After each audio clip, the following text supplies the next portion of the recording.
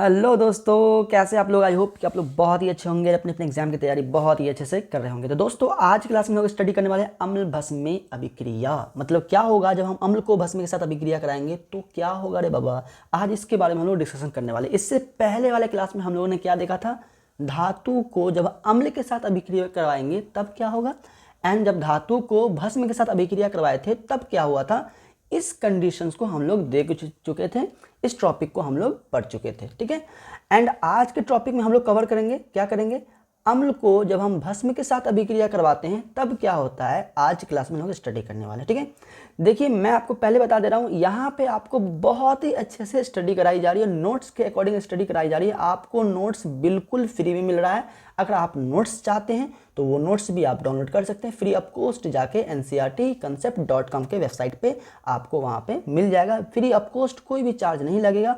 Otherwise मैं आपको बता देता हूँ, अगर आप एक नए स्टूडेंट हो तो नए पहली बार मेरे चैनल पे आए तो यहाँ पे आपको चैप्टर नोट्स के बाद इंपॉर्टेंट ऑब्जेक्टिव, जैसे यहाँ पे चैप्टर अभी 2 चल रहा है और ये चैप्टर 2 के बाद हम आपको इसका ऑब्जेक्टिव का भी तैयारी करवाने वाले हैं। चैप्टर 2 का एमसीक्यू भी चलेगा, जो कि काफ़ी इंपॉर्टेंट एमसीक्यू आएंगे। जो भी चैप्टर 2 से एमसीक्यू आते हैं बोर्ड एग्जाम में, वो भी एमसीक्यू का तैयारी कराया जाता है।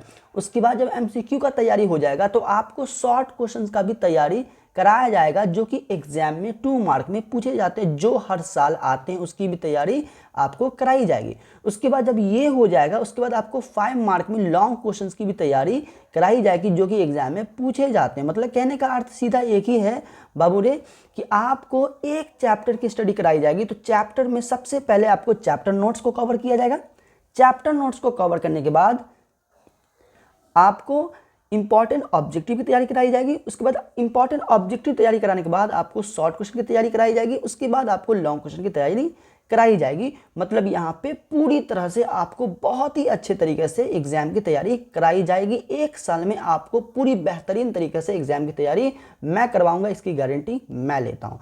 तो वीडियो के लास्ट तक बने रहोगे, और अब चैनल पे नए हो तो चैनल को सब्सक्राइब कर लेना, ताकि मैं, हो सकता है ये वीडियो दोबारा आपको ना मिले, चैनल को सब्सक्राइब करने बिना ना छोड़ना, क्योंकि मैं आपको बहुत ही अच्छे से यहाँ पे तैयारी कराया जा रहा है। मेरे अकॉर्डिंग यहाँ पे स्टडी कराई जा रही है।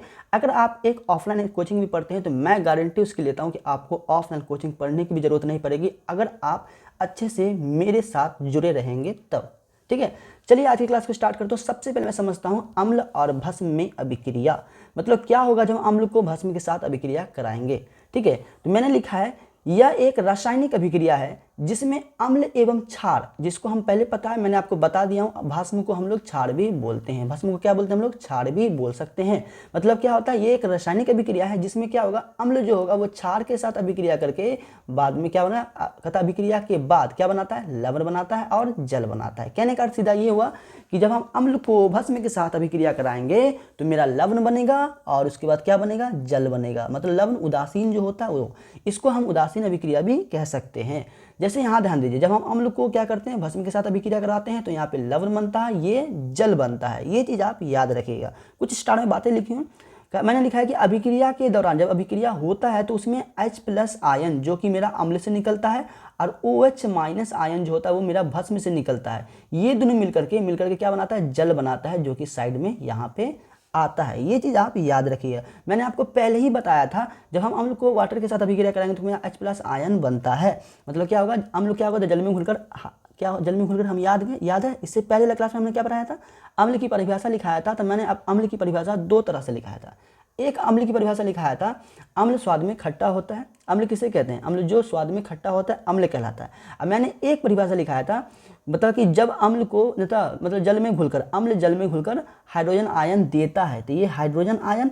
और भस्म की परिभाषा में लिखाया था, जब भस्म क्या होता है, जल में घुलकर हाइड्रोक्साइड आयन देता है। अब यहाँ पे क्या होगा, जब हम अम्ल को भस्म के साथ अभिक्रिया कराएंगे तो ये हाइड्रोजन आयन और ये हाइड्रोक्साइड आयन मिल करके क्या बनाएगा, मेरा जल बनाएगा। ये चीज़ आप याद रखिएगा। ठीक है, चलिए उसके बाद यहाँ पे मैंने लिखा है कि इस अभिक्रिया को उदासीन अभिक्रिया भी कहा जाता है। अगर आपको एग्जाम में पूछा जाएगा कि उदासीन अभिक्रिया किसे कहते हैं, तो बस आप कहिएगा जब हम अम्ल को भस्म के साथ अभिक्रिया कराते हैं तो लवण और जल बनता है, इसे ही हम क्या कहते हैं, उदासीनीकरण अभिक्रिया कहते हैं। उदासीन अभिक्रिया कहा जाता है या फिर उदासीनीकरण अभिक्रिया भी कहते हैं, दोनों में से कोई भी कह सकते हैं। उदासीन अभिक्रिया क्या है या उदासीनीकरण अभिक्रिया क्या है, दोनों बात बराबर है। बात समझ में आ गई।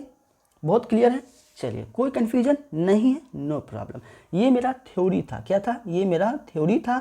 अब इस पे क्वेश्चंस आपके एग्जाम में दिए जाएंगे, मतलब हमें एक अम्ल दे देगा, एक भस्म दे देगा, बोलेगा क्या होगा जब हम इसको कोई अम्ल को भस्म के साथ अभिक्रिया कराएंगे। तो आपको बताना है कि लवण बनता है और जल बनता है। लवण का नाम हमें यहाँ पे बताना होता है। जैसे मैं एक एग्जाम्पल लिया हूँ, एग्जाम्पल के अकॉर्डिंग आप समझिए। यहाँ पे मैंने लिखा हूँ क्या, मैंने एक क्वेश्चन लिया जो कि आपके एग्जाम में कई बार पूछा भी गया।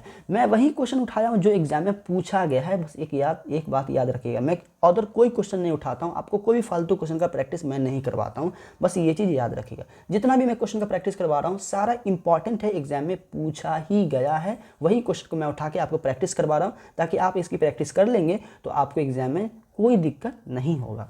क्वेश्चन कह रहा है कि क्या होता है जब सोडियम हाइड्रोक्साइड को हाइड्रोक्लोरिक अम्ल के साथ अभिक्रिया कराया जाता है। यहाँ पे मेरा सोडियम हाइड्रोक्साइड आयन जो है वो मेरा भस्म है, और यहाँ पे हाइड्रोक्लोरिक अम्ल जो है वो मेरा क्या है? अम्ल है, जो कि सिंपल से हमें पता चलता है। मतलब क्या होगा जब हम सोडियम हाइड्रोक्साइड को हाइड्रोक्लोरिक अम्ल के साथ अभिक्रिया कराएंगे। तो यहाँ ध्यान दीजिए, मैंने लिया यहाँ पे सोडियम हाइड्रोक्साइड। जब मैं सोडियम हाइड्रोक्साइड को क्या कराऊँ?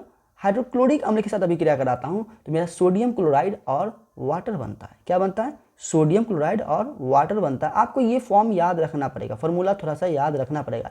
यहाँ पे क्या हो रहा है? यहाँ पे क्या डबल रिप्लेसमेंट रिएक्शन है, जो कि मैं पहले ही बता चुका हूँ। द्विविस्थापन अभिक्रिया यहाँ पे काम कर रहा है। तो मैं इसके पहले वाले क्लास में मैं द्विविस्थापन अभिक्रिया के बारे में पढ़ाया हूँ बहुत ही अच्छे तरीके से। अगर आपको वो भी वीडियो देखना है तो लिंक डिस्क्रिप्शन में मिल जाएगा, वो भी जाके देख लीजिए। पहले चैप्टर की बात की जा रही है अभी, मतलब ये चीज़ हम पहले चैप्टर में पढ़ाए थे, द्विविस्थापन अभिक्रिया, एकल विस्थापन अभिक्रिया। ये चीज़ आपको पहले चैप्टर में साइंस में पहले चैप्टर में पढ़ाया गया था, जिसका नाम है रासायनिक अभिक्रिया एवं समीकरण। वो भी बहुत ही अच्छे से मैं पढ़ा चुका हूँ। वो भी वीडियो देखना चाहते हैं, उसका भी पूरा क्लास अटेंड करना चाहते हैं तो प्लेलिस्ट का लिंक वीडियो में है, मैं डिस्क्रिप्शन में दे दिया गया, वहाँ जाके देख लें। ठीक है, तो मैंने क्या कहा बाबू रे? मैंने कहा कि जब हम सोडियम हाइड्रोक्साइड को हाइड्रोक्लोरिक अम्ल के साथ अभिक्रिया करवाते हैं तो मेरा सोडियम क्लोराइड एंड वाटर बनता है। तो मैंने वही लिखा है, जब सोडियम हाइड्रोक्साइड को हाइड्रोक्लोरिक अम्ल के साथ अभिक्रिया करवाते हैं या फिर कराते हैं, तब सोडियम क्लोराइड और जल बनता है। सिंपल सा भाषा में अगर आप ऐसे लिखते हैं तो एक नंबर भी आपका नहीं कटेगा, गारंटी मैं देता हूँ। बस आप इस तरह स्टेप बाय स्टेप लिखेंगे।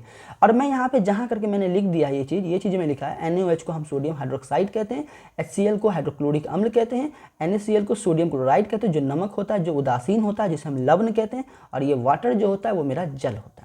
मैं ये चीज़ जो लिखा हूँ, ये वाला पॉइंट, ये आपको सिर्फ याद करने के लिए मैं लिख दिया हूँ। आपको एग्जाम में इसको लिखने की ज़रूरत नहीं है। आपको रिएक्शन तक लिख करके इसे छोड़ देना है, आपका एक नंबर भी नहीं कटेगा।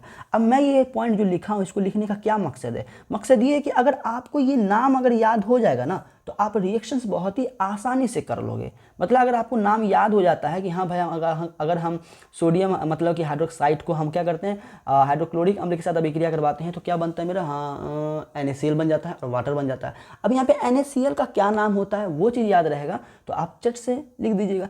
NaCl को क्या कहते हैं? NaCl सोडियम क्लोराइड कहते हैं, ये चीज़ हमको पता है। H2O को क्या कहते हैं? वाटर बोलते हैं। तो आराम से आप इसका डिफिनीशन भी बहुत ही अच्छे से लिख सकते हैं। डिफिनीशन भी लिखने में कोई भी दिक्कत नहीं आएगी, बस आपको थोड़ा सा याद रखना है। अगर आप याद रखते हैं तो आपको डिफिनीशन भी और साथ ही रिएक्शन भी बहुत ही अच्छे से कर पाएंगे और एग्जाम में बहुत ही अच्छे से लिख पाएंगे। तो ये था मेरा अम्ल और भस्म में अभिक्रिया। मतलब क्या होगा जब हम अम्ल को भस्म के साथ अभिक्रिया कराएंगे, तो सिंपल सा भाषा में याद रखिएगा, जब हम अम्ल को भस्म के साथ अभिक्रिया करवाएंगे तो लवण एवं जल बनाता है, जो कि इसे हम उदासीनीकरण अभिक्रिया भी के नाम से जानते हैं। मतलब उदासीनीकरण अभिक्रिया के नाम से भी हम इसे जानते हैं। समझ में आ गया बात, जो कि काफ़ी इंपॉर्टेंट था और एग्जाम में ये चीज़ कई बार पूछा भी गया है। अगर आपको ये कहते हैं थ्योरी ना थ्योरी, तो आपको डिफिनीशन ना पूछ करके, ये चीज़ ना पूछ करके, उदासीनीकरण अभिक्रिया ना पूछ करके, आपको ये रिएक्शन ही दे दिया गया है, एग्जाम में पूछ दिया गया, रिएक्शन ही पूछ दिया गया है। मतलब या तो आपको ये दे देगा तो आपको ये पूरा लिखना पड़ेगा, या तो ये रिएक्शन देगा, रिएक्शन आपको करना पड़ेगा। तो दोनों में से कोई एक एग्जाम में पूछा जाता है, तो तैयारी करके चलो। ठीक है, अब मैं एक एक वीडियो बनाता हूँ, एक एक टॉपिक बनाता हूँ, तो थोड़ा सा वीडियो बहुत शॉर्ट बनाता हूँ, कोई दिक्कत नहीं है। बस आपको मैं समझाने की कोशिश करता हूँ, जो समझा रहा हूँ आप समझ जाओ, बहुत ही आराम से समझो। और जब मैं पढ़ाता हूँ तो नोट्स कॉपी पे लेके बैठो, आप उसको नोट करना शुरू कर दो। और नोट नहीं करना चाहते हो तो ये अपना डाउनलोड कर लो, जाके साइबर से पूरे PDF को क्या करो, एक पेपर पे निकलवा लो, उसे अच्छे से पढ़ो, आपको कोई दिक्कत नहीं होगा, गारंटी देता हूँ। कहीं पे कन्फ्यूजन होगा, कहीं पे हो सकता है कि PDF में बनाने में कहीं पे मिस्टेक हो गया होगा, टाइपिंग मिस्टेक, उसके लिए मैं माफ़ी चाहूँगा। लेकिन इसमें आपको कोई भी कन्फ्यूजन नहीं होगी पढ़ने में, बहुत ही आसान तरीक़े से मैंने इसको बनाया है। ठीक है, तो आज के लिए इतना ही, फिर मिलते हैं हम अगले क्लास में। अगले क्लास में मेरे साथ हम आएंगे धातु के ऑक्साइड से अम्ल की अभिक्रिया, मतलब धातु के ऑक्साइड को जब हम अम्ल के साथ अभिक्रिया करवाएंगे तब क्या होगा। अभी मेरा अभिक्रिया ही चलेगा, रिएक्शन ही चलेगा, जो कि मेरा ये चैप्टर में रिएक्शन जब कंप्लीट हो जाएगा फिर हम देखेंगे क्या क्या करना है। तो हमें अभी बहुत ही इंपॉर्टेंट रिएक्शन को देखना है, तो चैनल को सब्सक्राइब करके रखें ताकि मैं वीडियो को अपलोड करूँगा तो उसका नोटिफिकेशन सबसे पहले आपको मिलेगा। वीडियो अच्छा लगे तो वीडियो को लाइक कर दें एंड दोस्तों के साथ भी शेयर करें ताकि उसको भी अच्छे से नॉलेज हो, वो भी तैयारी करके एग्जाम में जाए। Thank you for watching video.